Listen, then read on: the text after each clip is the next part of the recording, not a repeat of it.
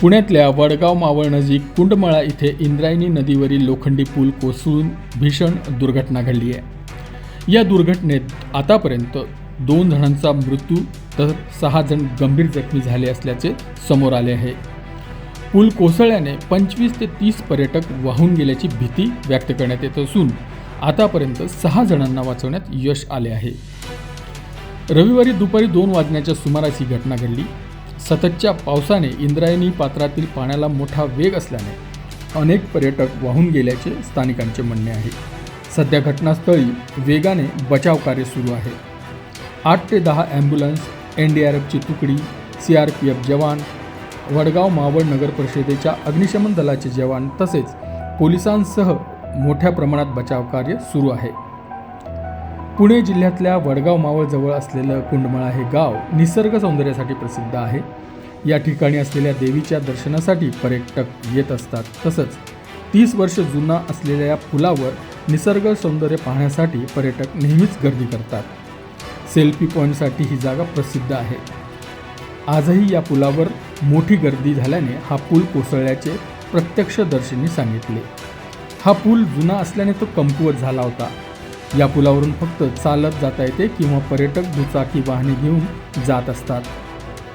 या पुलावरून मोठ्या वाहनांची वर्दळ नसल्याने पर्यटक सेल्फीसाठी गर्दी करतात। आज रविवार असल्याने या भागात पर्यटकांची मोठी गर्दी होती। त्यातच सेल्फी घेण्यासाठी पुलावर गर्दी झाल्याने आधीच खचलेला पूल एवढ्या मोठ्या संख्येने आलेल्या पर्यटकांचे वजन पेलू शकला नाही आणि तो कोसळला। परिसरात 2 दिवसांपासून सलग पाऊस सुरू असल्याने इंद्रायणीचे पात्र देखील भरलेले आणि वाहते होते। त्यामुळे पूल कोसळताच पर्यटकांना स्वतःला सावरायला वेळ देखील मिळाला नाही आणि बरेच जण जोरदार प्रवाहाच्या या रेट्यात वाहून गेले। सध्या या ठिकाणी मोठ्या प्रमाणात बचाव कार्य सुरू आहे। क्या कहेंगे? त्रिवेणी का पुलिया टूटा है, 5 लोगों की मौत हो गई है, 25 लोग बह गए। मावळमध्ये जो काही एक पूल तुटल्याची दुर्घटना झालेली आहे।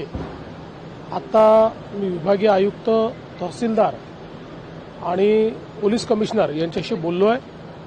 आत्ता प्राथमिक माहिती एवढीच आहे की हा पूल तुटलेला आहे, त्याच्यामध्ये काही लोक जखमी झाले, त्या जखमींना हॉस्पिटलमध्ये नेलेलं आहे आणि त्यासोबत काही लोक अडकलेले आहेत। त्यांच्याकरता NDRFची टीम त्या ठिकाणी पोहोचते आहे, त्यांना रेस्क्यू करण्याकरता। काही लोक वाहून गेल्याची शक्यता आहे।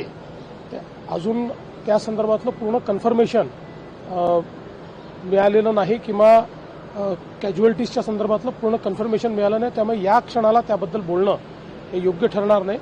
पूर्ण माहिती याची मिळाल्यानंतर याच्यावर आपल्याला माहिती देता येईल। आता प्रशासन तातडीनं सगळी मोबिलायझेशन करून आणि लोकांना कसा दिलासा देता येईल अशा प्रकारचा प्रयत्न चाललेला आहे।